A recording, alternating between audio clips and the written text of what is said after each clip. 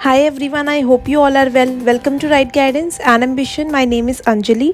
इस वीडियो के अंदर मैं आपके साथ यूनिट 4 के इंपॉर्टेंट लॉन्ग क्वेश्चंस डिस्कस करने वाली हूँ। जैसे कि मैंने आपको सिलेबस एग्जाम पैटर्न की वीडियो में बताया था कि यूनिट 4 के अंदर टोटल 3 इंपॉर्टेंट क्वेश्चंस हैं जो आपके एग्जाम में आ सकते हैं। इस वीडियो के अंदर मैं आपके साथ क्वेश्चन नंबर 1 एंड 2 डिस्कस करूँगी और जो नेक्स्ट क्वेश्चन है वो नेक्स्ट वीडियो में अपलोड होगा। इससे पहले मैं आपके साथ यूनिट 1, 2 के और 3 ये तीनों के जो है इंपॉर्टेंट क्वेश्चंस डिस्कस कर चुकी हूँ। वीडियोज़ मेरे चैनल पे अपलोडेड है। जिन्होंने अब तक वो वीडियोस नहीं देखी हैं उनके लिंक जो है डिस्क्रिप्शन में दे दिया है। इट इज़ वेरी इंपॉर्टेंट कि जो भी वीडियोस मैं अपलोड कर रही हूँ आप लाइन वाइज देखो ताकि आपको कोई भी कन्फ्यूजन ना हो। Now without wasting more time, let's start with the topic. So question number 1, what is social mobility? Write down the characteristics of social mobility. तो सबसे पहले आपने लिखना है इंट्रोडक्शन।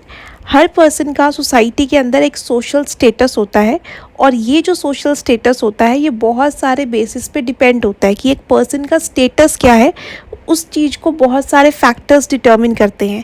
जैसे कुछ सोसाइटी के अंदर स्टेटस जो है वो डिसाइड होता है बर्थ के बेसिस पे कि जिस कास्ट में या जिस क्लास में आपका बर्थ हुआ है आपका स्टेटस वही होगा। जबकि कुछ सोसाइटी में जो स्टेटस है वो डिसाइड होता है कि पर्सन वहाँ पर क्या फंक्शंस कर रहा है, क्या ऑक्यूपेशन है उसका, उसके अकॉर्डिंग उसका स्टेटस होता है। Change done by member of society on the basis of social status is known as social mobility. अब कोई भी सोसाइटी का मेंबर अगर सोशल स्टेटस को चेंज करता है उसको हम सोशल मोबिलिटी कहते हैं। सोशल मीन सोसाइटी और मोबिलिटी का मतलब होता है मूवमेंट। तो सोसाइटी के अंदर जब कोई भी अपना सोशल स्टेटस चेंज करता है उसको हम सोशल मोबिलिटी कहेंगे। When one member of a group leaves his membership of a group and adopts the membership of another group, it is called social mobility. तो एक मेंबर जो है किसी ग्रुप का मेंबर है और उसने उसकी मेंबरशिप छोड़ दी और किसी और ग्रुप का मेंबर बन गया, यानी कि एक ग्रुप को छोड़ के उसका सोशल स्टेटस जो था वो चला गया और दूसरे ग्रुप का सोशल स्टेटस जो है उस पर्सन को मिल गया। इसको हम सोशल मोबिलिटी कहेंगे। तो ये आपका इंट्रोडक्शन था। जो क्वेश्चन आपने स्टार्ट करना है पहले आपने इंट्रोडक्शन लिखना है, देन आपने फर्दर जो है स्टार्ट करना है अपना आंसर। नेक्स्ट हेडिंग है डेफिनेशन। सो यहाँ पर 2 डेफिनेशंस आपने लिखनी है। कोई भी आप डेफिनेशंस लिख सकते हो, मैंने आपके लिए सबसे ईजीएस्ट वन यहाँ पर लिखी है ताकि आपको ईजिली लर्न हो जाए। और यहाँ पर जो ये डेफिनेशंस है आप अपनी लैंग्वेज में नहीं लिख सकते, आपको टू द पॉइंट लिखनी पड़ेगी क्योंकि किसी ऑथर्स या सोशोलॉजिस्ट के लिखे हुए वर्ड्स है ये। जैसे फर्स्ट डेफिनेशन है according to Fairchild, social mobility refers to the movement of person from social group to social group. तो social mobility एक person की movement है जब वो एक ग्रुप से दूसरे ग्रुप का पार्ट बनता है। सेकंड पॉइंट है according to Bogdas, social mobility is any change in social position. Social mobility तब पॉसिबल है जब किसी पर्सन का सोशल स्टेटस चेंज होता है। जो भी उसकी पोजीशन है सोसाइटी के अंदर चेंज होती है तब हम कहेंगे कि सोसाइटी के अंदर सोशल मूवमेंट हुई है। नेक्स्ट हेडिंग है meaning. When we use the word social with mobility then it means that person has some status in society. जब ये वर्ड हम यूज़ करते हैं सोशल विद मोबिलिटी, इसका मतलब होता है कि जो भी पर्सन सोसाइटी के अंदर रह रहा है उसका एक स्टेटस है जो उसने अचीव किया है। That status only living in the society, और सोसाइटी में रहते हुए उसने वो स्टेटस अचीव किया है। जब उसका वो स्टेटस सोसाइटी के अंदर चेंज होता है उसको हम बोलते हैं सोशल मोबिलिटी। कि सोसाइटी के अंदर रहते हुए एक पर्सन ने एक स्टेटस अचीव किया और वो स्टेटस जब चेंज हो गया उस चीज़ को हम कहेंगे सोशल मोबिलिटी। ये जो मोबिलिटी होती है ये अपवर्ड डायरेक्शन में भी हो सकती है और डाउनवर्ड डायरेक्शन में भी हो सकती है। कि एक पर्सन का जो स्टेटस था पहले मिडिल क्लास का था और फिर उसका स्टेटस अपर क्लास में हो गया, तो अपवर्ड डायरेक्शन में भी हो सकता है। या फिर एक पर्सन को लॉस हुआ बिजनेस में, वो अपर क्लास का था और वो मिडिल क्लास में आ गया या फिर लोअर क्लास में चला गया, तो डाउनवर्ड डायरेक्शन में भी मोबिलिटी हो सकती है। नेक्स्ट हेडिंग है कैरेक्टरिस्टिक्स। फर्स्ट पॉइंट है mobility is a universal process. ये जो सोशल मोबिलिटी का कॉन्सेप्ट है ये यूनिवर्सल है, यानी हर जगह पाया जाता है। Today's world is a world of many societies. आज पूरी दुनिया में बहुत सारी सोसाइटीज़ देखने को मिलती हैं और मोबिलिटी का जो कॉन्सेप्ट है ये हर सोसाइटी में एग्जिस्ट करता है। Yet the quantity of mobility is different in different societies. कुछ सोसाइटीज़ जो है बड़ी जल्दी चेंज होती हैं क्योंकि वहाँ पर डेवलपमेंट है, वहाँ पर मॉडर्नाइजेशन है, और कुछ सोसाइटीज़ जो है वो धीरे धीरे डेवलप करती हैं। अब ये ऐसा इसलिए होता है क्योंकि सोसाइटी के नेचर पे डिपेंड है कि वो सोसाइटी जो है कैसी है, किस फॉर्म से बनी है, किस एरिया में है, वहाँ के लोगों का कल्चर क्या है। तो वहाँ जैसे लोग रहेंगे, जैसा उनका कल्चर होगा, जैसे वो लोग चीज़ों को अपनाएंगे वैसे धीरे धीरे चेंजेस उस सोसाइटी में आते रहेंगे। बट जो ये कॉन्सेप्ट है सोशल मोबिलिटी का, ये हमें हर सोसाइटी में मिलेगा, इसीलिए ये एक यूनिवर्सल प्रोसेस है। Second, mobility has certain limits. Mobility never goes beyond it's limit. अब मोबिलिटी यानी जो भी चेंज आता है उसकी एक लिमिट होती है। Every society has a definite norms and rules which influence it's limit. अब हर सोसाइटी के अपने कुछ कानून होते हैं जिससे वो चेंजेस आते हैं, और वो चेंजेस भी एक हद तक आ सकते हैं, उससे ज़्यादा नहीं। Mobility never depends upon the wish of the person but depends upon his circumstances. अब जब भी मोबिलिटी होती है या चेंजेस होते हैं, ये कभी भी लोगों के विश के अकॉर्डिंग नहीं होते कि उनकी विश है कि अभी चेंजेस हो जाए तो वो तब हो जाएंगे। वो उनके सर्कमस्टांसेस पे डिपेंड करते हैं कि वो जिस एरिया में रह रहे हैं वहाँ की क्या कंडीशंस है। अगर वहाँ पे बहुत ही बैकवर्डनेस है या एडवांसमेंट नहीं है तो धीरे धीरे चेंजेस आएंगे और एक सर्टेन लिमिट तक आएंगे। बट अगर सोसाइटी बहुत ही ज़्यादा मॉडर्नाइज्ड है, डेवलप्ड है, तो उस एरिया में चेंजेस बड़ी जल्दी आएंगे। थर्ड पॉइंट है difference in degree of mobility. Yet mobility exist in every society but its degree में vary according to the nature of the society. अब मोबिलिटी जो है वो सोसाइटी के अंदर एग्जिस्ट करती है। दुनिया में जितनी भी सोसाइटीज़ हैं वहाँ पर हमें मोबिलिटी यानी मूवमेंट या चेंजेस देखने को मिलेंगे। बट जो चेंजेस होंगे उसकी डिग्री जो है अलग अलग होगी हर सोसाइटी की। जैसी सोसाइटी होगी उतनी जो है मोबिलिटी हमें वहाँ देखने को मिलेगी। Less mobility is there in close society. जो क्लोज सोसाइटीज़ होंगी, जो जल्दी से टाइम के साथ चेंज नहीं होंगी, एडवांस नहीं होंगी, मॉडर्नाइज नहीं होंगी, वहाँ पर हमें मोबिलिटी कम देखने को मिलेगी। और उसी के उल्टा जो सोसाइटीज़ ओपन सोसाइटीज़ होंगी, जो ईजिली सारे चेंजेस को एक्सेप्ट कर लेंगे और जल्दी जल्दी मॉडर्नाइज्ड हो जाएंगी जो सोसाइटीज़, वहाँ हमें मोबिलिटी ज़्यादा देखने को मिलेगी। We can not find any society in which mobility does not exist. हमें कोई भी सोसाइटी नहीं मिलेगी जहाँ पे मोबिलिटी ना एग्जिस्ट करे। तो मोबिलिटी का कॉन्सेप्ट हर जगह होगा, yet the degree is different. अब डिग्री अलग है कि किसी सोसाइटीज़ में जल्दी चेंजेस हो रहे हैं, किसी में धीरे धीरे हो रहे हैं, वहाँ की सोसाइटी के नेचर के अकॉर्डिंग। Fourth point है mobility in both directions. It is not necessary that the change in the status of a person is always in positive direction or in upward direction. अब ये ज़रूरी नहीं है कि एक पर्सन की जो स्टेटस है उसमें चेंज आ रहा है तो वो अपवर्ड ही जाएगा, यानी कि मिडल से अपर में जाएगा, ऐसा ज़रूरी नहीं है। If a person can go in upward direction by doing a lot of hard work, अगर एक इंसान अपवर्ड डायरेक्शन में अपना स्टेटस चेंज करता है मेहनत करके, और इसी तरीके से जो पर्सन है वो डाउनवर्ड डायरेक्शन भी जा सकता है अगर वो मेहनत नहीं करेगा। Loss in business can also bring change in downward direction. अगर किसी भी इंसान को बिजनेस में लॉस होता है तो उसका जो स्टेटस है वो नीचे की तरफ आएगा, डाउनवर्ड डायरेक्शन में। Status can become low. In this way mobility comes in both direction. तो मोबिलिटी जो है अपवर्ड डायरेक्शन में भी हो सकती है और डाउनवर्ड डायरेक्शन में भी हो सकती है। फिफ्थ पॉइंट है rate of mobility depends upon social system. If system is widening or opening, then the rate of mobility will be higher.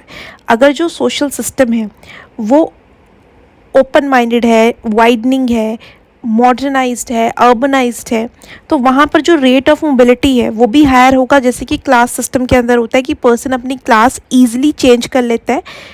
But if system is standing at one place, but जो social system है वो stagnant हो चुका है, एक जगह पर रुका हुआ है, कोई भी एडवांसमेंट या मॉडर्नाइजेशन नहीं हो रही है, तो रेट ऑफ मोबिलिटी जो है डिक्रीज़ होगा, धीरे धीरे कम होगा। जैसे कि एंशियंट कास्ट सिस्टम के अंदर होता था कि सोसाइटी के अंदर ज़्यादा चेंजेस को एक्सेप्ट नहीं किया जाता था, जिसकी वजह से सोशल मोबिलिटी पॉसिबल नहीं हुआ करती थी एंशियंट सिस्टम के अंदर। सिक्स्थ पॉइंट है mobility due to education. Mobility moves from lower level to upper level and this mobility happens because of education and technical education. अब यहाँ पर पर्सन जो है लोअर लेवल से अपर लेवल की तरफ मूव कर सकता है एजुकेशन अचीव करके। सेवेंथ पॉइंट है mobility based on society. If any system और सोसाइटी एक्सपैंडिंग, अगर सोसाइटी जो है एक्सपैंड कर रही है, चीज़ों को धीरे धीरे अपना रही है और बहुत सारी टेक्नोलॉजी जो है उसका पार्ट बन रही है, तो रेट ऑफ मोबिलिटी भी इंक्रीज़ होगा।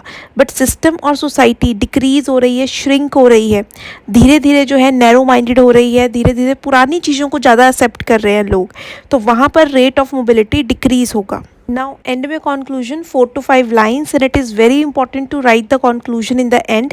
इससे आपका आंसर जो है कंक्लूड हो जाएगा। कोई भी इंपॉर्टेंट लाइंस जो हमने पूरे क्वेश्चन में डिस्कस की हैं आप एंड में लिख सकते हो। इनकेस आपको लाइंस नहीं पता लगेंगी, मैंने आपके लिए यहाँ पे लाइंस लिख दी हैं, आप यहाँ से रीड कर लेना। Now second important question from the unit 4, that is question number 2, what are the different factors of social mobility? So सबसे पहले यहाँ पे आपने इंट्रोडक्शन लिखना है, मीनिंग लिखना है एंड डेफिनेशन। जो हमने क्वेश्चन नंबर 1 में डिस्कस किया था बिल्कुल सेम वही आपने इंट्रोडक्शन, मीनिंग एंड डेफिनेशन इस क्वेश्चन में भी लिखना है, क्योंकि ये क्वेश्चन भी आपका सोशल मोबिलिटी पे है। And it is very important कि मैं जो भी आपको पैटर्न बता रही हूँ आप वही पैटर्न को फॉलो करके एग्जाम में लिखो if you want to get good marks, क्योंकि ये एक पर्टिकुलर पैटर्न होता है जिसके अकॉर्डिंग हमने आंसर को अटेम्प्ट करना है। सीधा आपने फैक्टर्स नहीं लिखने हैं।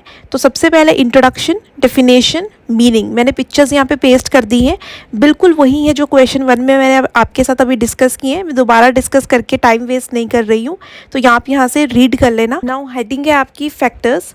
फर्स्ट पॉइंट है motivation. Every person has a wish that he should improve his ways of living as well as the social status. अब हर इंसान चाहता है कि उसकी जो लिविंग कंडीशंस है वो इम्प्रूव हो और सोसाइटी के अंदर उसका स्टेटस जो है वो और इंक्रीज़ हो, अच्छा हो। This is possible only in open system, और ये सिर्फ ओपन सिस्टम के अंदर ही पॉसिबल है जिसके अंदर सोसाइटी आपको अलाउ कर रही है अपना स्टेटस चेंज करने के लिए। Openness of system motivates the person to do hard work. Society का जो ये ओपननेस है ये इंसान को मोटिवेट करता है ज़िंदगी में हार्ड वर्क करने के लिए, ताकि उसका स्टेटस जो है वो इम्प्रूव हो पाए। और ये जो हायर स्टेटस है वो पर्सन अचीव करता है अपनी एबिलिटी और मेहनत के साथ। Without individual motivation and wish to move upward, social mobility is not possible. बिना एक इंसान के मोटिवेशन के और उसकी इच्छा के वो अपवर्ड और अपने स्टेटस को अच्छा नहीं कर सकता, वो अपर स्टेटस में नहीं जा सकता है, वो पॉसिबल ही नहीं है। तो सोशल मोबिलिटी होने के लिए एक पर्सन को मोटिवेट होना ज़रूरी है। सेकेंड पॉइंट है education. Education not only gives education to person but gives technical education of higher level. अब एजुकेशन से ना ही सिर्फ हमें नॉलेज मिलती है बल्कि एक टेक्निकल एजुकेशन मिलती है हायर लेवल की। अब जो भी एजुकेशन हम लेते हैं वो हमारे ऑक्यूपेशन से रिलेटेड है, कि जैसी एजुकेशन हम लेंगे फिर हम वही ऑक्यूपेशन करेंगे ज़िंदगी के अंदर जो अर्न करने के लिए हमें मदद करेगा। Person had to get education related to that occupation which he wants to adopt. अब पर्सन जो भी करियर अपनाना चाहता है वो वही एजुकेशन लेता है। Education is necessary in modern societies. Modern societies के अंदर एजुकेशन बहुत ज़रूरी है, क्योंकि सोशल स्टेटस अस्क्राइब नहीं है, वो अचीव्ड किया जाता है। अगर सोशल स्टेटस किसी एक पर्सन को जो दे दिया जाए वो हमेशा उसके साथ नहीं रहने वाला। पर्सन अपनी एबिलिटी और हार्डवर्क से अपने स्टेटस को चेंज कर सकता है, और उसमें एजुकेशन बहुत बड़ा इंपॉर्टेंट रोल प्ले करता है। थर्ड पॉइंट है achievements and failures. Quick success of person motivates the person around him to do more hard work. अगर किसी इंसान को कामयाबी मिलती है बहुत जल्दी तो उसके आसपास के जितने भी लोग हैं वो भी हार्डवर्क करेंगे ताकि वो लोग भी अपनी ज़िंदगी में सक्सेसफुल हो पाएँ। This motivation helps them to do hard work with which they get higher status in society. अब वो ये मोटिवेशन लेकर हार्ड वर्क करते हैं ताकि उनका भी स्टेटस जो है सोसाइटी के अंदर इम्प्रूव हो सके। In this way success of one person become a reason for the mobility of other person and group. तो इस तरीके से एक पर्सन की जो कामयाबी है, सक्सेस है, वो दूसरे लोगों को भी मोटिवेट करेगा अपना स्टेटस चेंज करने के लिए। तो इस तरीके से सोसाइटी के अंदर मोबिलिटी आएगी। Failure of a person also become a factor of mobility. इसी तरीके से जो फेलियर है वो भी मोबिलिटी का एक फैक्टर बनता है। Failure becomes reason of mobility in both the directions upward and downward. अब जो पर्सन फेल होगा उसका स्टेटस सोसाइटी के अंदर लो होगा, बट उस फेलियर को देखकर बाकी लोग उससे मोटिवेट हो जाएंगे कि अगर उस पर्सन ने हार्डवर्क नहीं किया, आज वो फेल है, उसका स्टेटस लो हो गया, तो इसीलिए बाकी लोग जो है उससे सीख कर मोटिवेट होंगे, अपनी ज़िंदगी में हार्ड वर्क करेंगे ताकि उनका स्टेटस लो ना हो जाए। तो उस पर्सन को देखकर बाकी लोग जो है मेहनत करके अपना स्टेटस अप करेंगे। तो इसीलिए जो फेलियर है वो दोनों डायरेक्शंस में होता है, अपवर्ड भी और डाउनवर्ड भी। फोर्थ पॉइंट है migration. Living one place and going to another place is also a reason of mobility. एक जगह को छोड़कर दूसरी जगह पर जाकर रहना शुरू कर देना, वहाँ पर काम करना, इसको भी हम मोबिलिटी के अंदर काउंट करेंगे। It is quite possible that they were unable to get maximum chances to move upward especially in villages or town। अब ऐसा हो सकता है कि जिस एरिया में लोग रह रहे हैं वहाँ पर उनके पास मैक्सिमम चांसेस ना हो कि वो ज़िंदगी में कुछ कर पाए, उनके पास अपॉर्चुनिटीज़ ना हो उस विलेज में या उस टाउन में। तो इसीलिए लोग माइग्रेट कर कर दूसरे शहरों में जाते हैं ताकि वहाँ पर ज़्यादा अपॉर्चुनिटीज़ जो है वो उसको हासिल कर कर अपनी ज़िंदगी में कुछ अचीव कर पाए, अपना स्टेटस जो है इम्प्रूव कर पाए। जैसे कि जो लोग हैं इंडिया में वो माइग्रेट कर कर दूसरी कंट्रीज़ में जा रहे हैं ताकि ज़्यादा पैसा कमा पाएँ और अपना सोशल स्टेटस जो है उसको इम्प्रूव कर पाएँ। फिफ्थ पॉइंट है industrialization. A new system come in front of us because of industrialization in which person gets social status due to his ability and achievement.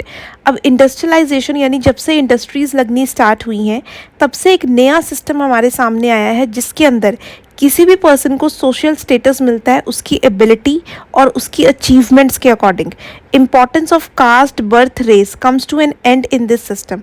इस सिस्टम ने कास्ट बर्थ और race के according जो social status दिया जाता था उसको बिल्कुल ख़त्म कर दिया है.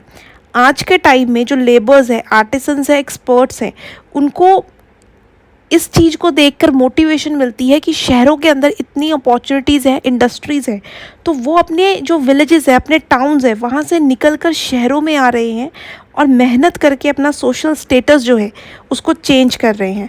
तो इंडस्ट्रियलाइजेशन भी एक बहुत बड़ा इंपॉर्टेंट रोल प्ले करता है सोशल मोबिलिटी में. Last point is urbanization. People have formal relation in cities and they hardly know anything about each other. शहरों में लोगों का एक दूसरे के साथ रिलेशन बहुत फॉर्मल होता है और वो हार्डली एक दूसरे के बारे में जानते हैं. People hardly know about each others background. किसी को भी किसी का बैकग्राउंड नहीं पता होता है. वो इसलिए क्योंकि शहरों में हर कोई बिजी है, काम करता है, अपॉर्चुनिटीज़ जो हैं उसका फ़ायदा उठाता है. Status of a person in cities depend upon his occupation, education and income. एक इंसान का शहर के अंदर जो भी स्टेटस होगा वो डिपेंड करता है वो काम क्या कर रहा है, कितनी उसकी एजुकेशन है और कितना वो अर्न करता है, इनकम क्या है.